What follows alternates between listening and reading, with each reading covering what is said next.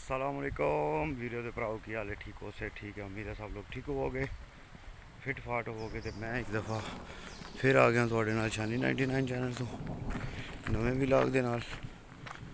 ते चेक करो हाँ मैं किधर अज आया। अज मैं भाई जी आया हा वारिया ए नाल निक्का जा ए दिसदे हो पे ये सुक्के है तकरीबन पानी। इधर मैं आया हा अज वॉक करन ते मैं चलो जरा वीरां भरावां नाल वीडियो शेयर करने। ये ना होवे आखन भाई जनेआ कल्ला ही फिरदा रहा सानू कोई नहीं दस्या। तो होर सनाओ फिट फाट हो, ठीक ठाक हो। तो पाकिस्तान में यार सारे वीर भरा जितना हो सकता है दुआ करो अल्लाह पाक पाकिस्तान में जो सैलाब का अजाब आए है अल्लाह पाक इन्होंने इस अजाब तो महफूज रखे, अल्लाह पाक सारियां सलामत रखे। बड़े बड़े भाई जी जानवर बंदियां दे बड़ियां बड़ियां मझां ते बड़े बड़े जानवर जड़ा बंदियां दे समान बंदियां दे खुद जानवर ते बेचारे कुछ भी नहीं, बंदियां दे ज़्यादा आपू ही नहीं बंदा रहा ते समान नू केह् करना। ते अल्लाह पाक उन्होंने जेड़े फोत हो गए उन्होंने जन्नत विच आला मुकाम अता करे। ते जेड़े कोई बेचारे परेशान ने अल्लाह पाक उन्हां दियां परेशानियां दूर करे।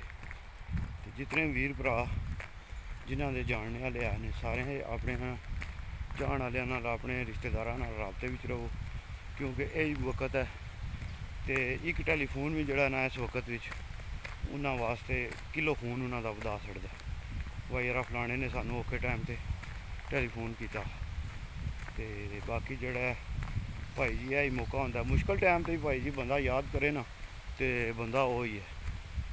बाकी सौखे टाइम ते तो सारे चाचा ताया बना लैंदे ने। जिहदे कोल भी रुपया ना किसी को पुछो देना भाई जी वो फलाने बंदे नूं जानदे हो, वो तुहानूं यही आखेगा जी अगर रुपये वाला अगला बंदा ना जिदा तुसीं पुछया तो जी जी मेरा चाचू है मेरा मामू है।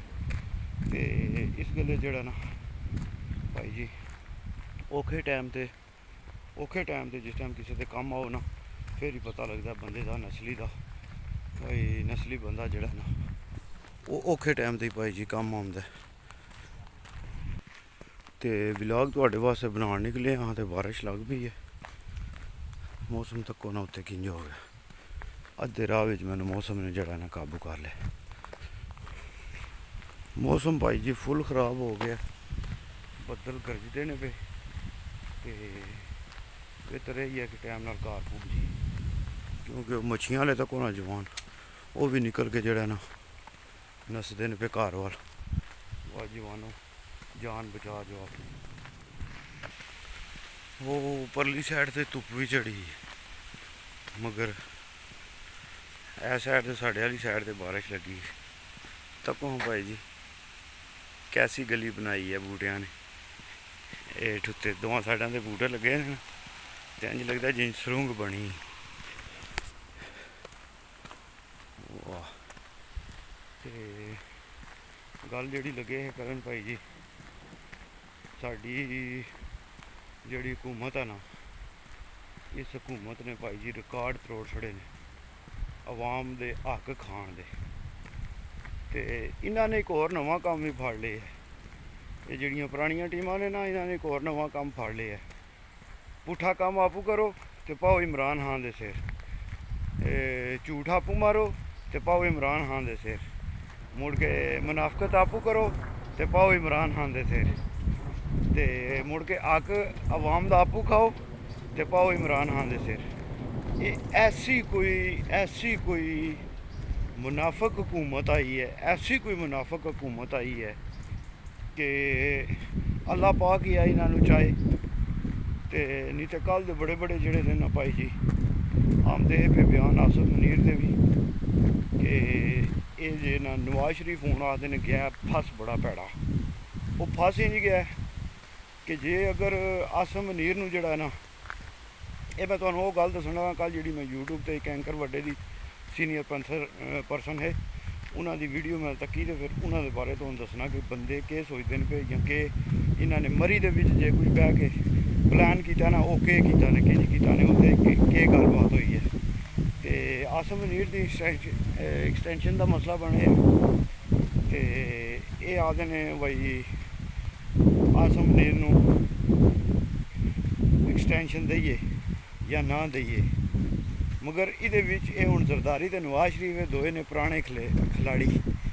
ਇਹਨਾਂ ਦਾ ਦਿਲ ਇਹ ਹੈ ਕਿ ਭਾਈ ਜੇ ਅਗਰ ਅਸੀਂ ਆਸਮ ਮਨੀਰ ਨੂੰ ਐਕਸਟੈਂਸ਼ਨ ਦਿੰਦੇ ਹਾਂ ਨਾ ਤਾਂ ਇਹਦੇ ਬਦਲੇ ਕੁਝ ਲਿਆ ਵੀ ਜਾਏ। ਤੇ ਇਹ ਅੱਗੋਂ ਉਹਨਾਂ ਨੂੰ ਆਖਦੇ ਨੇ ਕਿ ਭਾਈ ਪਤਾ ਨਹੀਂ 3-4 ਜਿਹੜੇ ਮੁਲਕ ਨੇ ਨਾ ਅਮਰੀਕਾ, UK, ਤੁਰਕੀ, ਇਹਨਾਂ ਮੁਲਕਾਂ ਕੋਲੋਂ ਸਾਨੂੰ ਤੁਸੀਂ ਜਿਹੜਾ ਨਾ ਗਰੰਟੀ ਲੈ ਕੇ ਦਿਓ ਕਿ ਤੁਸੀਂ ਸਾਡਾ ਮਾਲ, ਪੈਸਾ, ਮਕਾਨ ਜ਼ਬਤ ਨਹੀਂ ਉਹ ਕਰਨ ਲੱਗੇ। ਇਹ ਫੌਜ ਨੂੰ ਹੁਣ ਅੰਦਰ ਜਿਹੜੀ ਇਹਨਾਂ ਦੀ ਪਾਲਿਸੀ ਚੱਲਦੀ ਹੈ ਵੀ ਉਹ ਇਹ ਹੈ।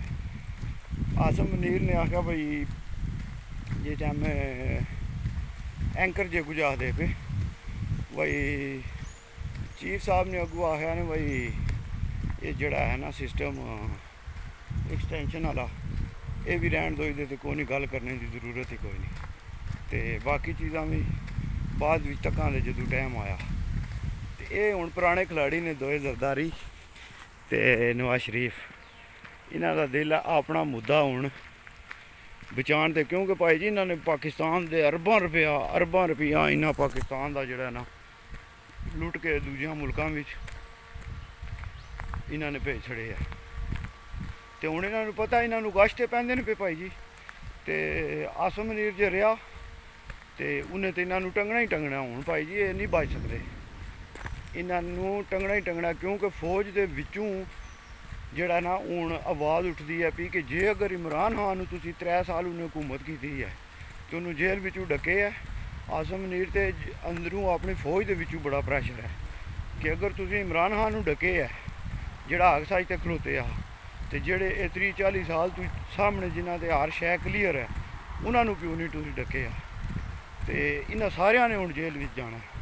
ਨਵਾਜੀ, ਸ਼ਵਾਜੀ, ਇਹ ਮਾਜੀ ਤੇ ਬਾਕੀ ਜਿਤਨੇ ਵੀ ਨੇ ਨਾ ਇਹਨਾਂ ਸਾਰਿਆਂ ਨੇ ਹੁਣ ਜੇਲ੍ਹ ਵਿੱਚ ਜਾਣਾ। ਤੇ ਹੋ ਸਕਦਾ ਇਹਨਾਂ ਦਾ ਬੂਤਾ ਹੀ ਨਿਕਲ ਜੇ। ਇਹ ਵੀ ਕੋਈ ਪਤਾ ਨਹੀਂ ਜੇ ਭਾਈ ਜੀ ਜਿੰਦੇ ਹੁਣ ਹਾਲਾਤ ਬਣੇ ਨੇ ਪਾਕਿਸਤਾਨ ਦੇ। ਠੀਕ ਹੈ ਨਾ, ਮੁੱਦਾ ਬੜਾ ਡਾਢਾ ਤੇ ਬੜਾ ਮਸਲਾ ਹੁਣ ਜਿਹੜਾ ਨਾ ਗਮਗੀਰ ਹੋਏ ਹੈ। ਤੇ ਚਲੋ ਚੱਲਨੇ ਆ ਅਸੀਂ ਵੀ ਪੋਲੇ ਪੋਲੇ। ਬਾਰਿਸ਼ ਲੱਗੀ ਹੈ ਭਾਈ ਜੀ ਤੇ ਚੱਲੀਏ ਘਰ ਵਾਲੀ। ਕੀ ਆਖਦੇ ਹੋ? ਬੜੀ ਚਸ ਦਾ ਮੌਸਮ, ਬੜੇ ਆ ਸਕੂਨ ਮਾਹੌਲ ਵਾਲਾ, ਮਸਤ ਮਾਹੌਲ ਤੇ ਮਿੱਠੇ ਚੌਲ ਇੱਥੇ ਹੋਣ ਨਾ ਹੁਣ ਮਿੱਠੇ ਚੌਲ ਤੇ ਫਿਰ ਬੜੀ ਚਸ ਆਉਂਦੀ। ਬੈਠੇ ਹੋਵੇ ਕਿਧਰੇ ਬੰਦਾ ਛਤਰੀ ਲਾ ਕੇ ਚਾਵਲ ਖਾਂਦਾ ਹੋਵੇ।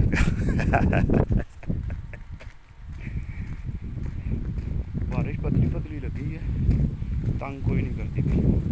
ਤੇ ਬਾਕੀ ਜਿਹੜਾ ਬੂਟ ਤੇ ਮੇਰੇ ਅੱਜ ਮੈਂ ਬੜੀ ਗਲਤੀ ਕੀਤੀ ਆ, ਆਪਣੇ ਨਵੇਂ ਬੂਟ ਪਾ ਕੇ ਜਿਹੜਾ ਨਾ ਪੂਮਾ ਦੇ ਪਾ ਕੇ ਆ ਗਿਆ। ਤੇ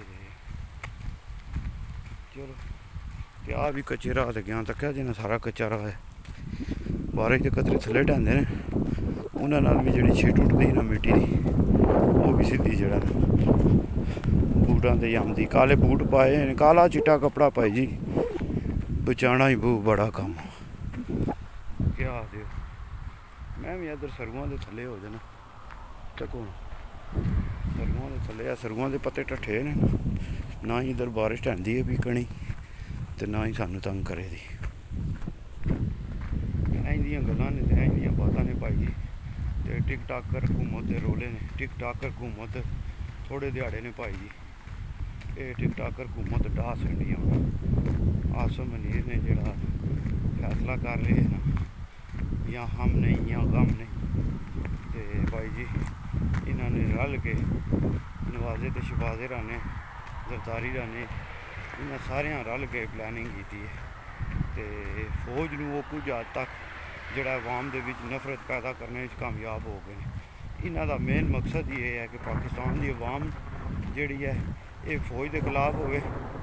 ਫੌਜ ਦੇ ਖਿਲਾਫ ਜੇ ਆਵਾਮ ਹੋਊਗੀ ਤਾਂ ਫਿਰ ਮੁਲਕ ਨਹੀਂ ਚੱਲਦੇ।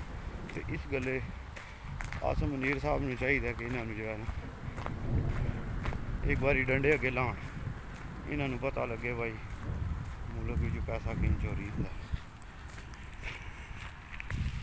ठीक है वीडियो, आज का व्लॉग इत्थे ही खत्म करने। फी मान अल्लाह, पाकिस्तान जिंदाबाद, यार सलामत सरबत बाकी।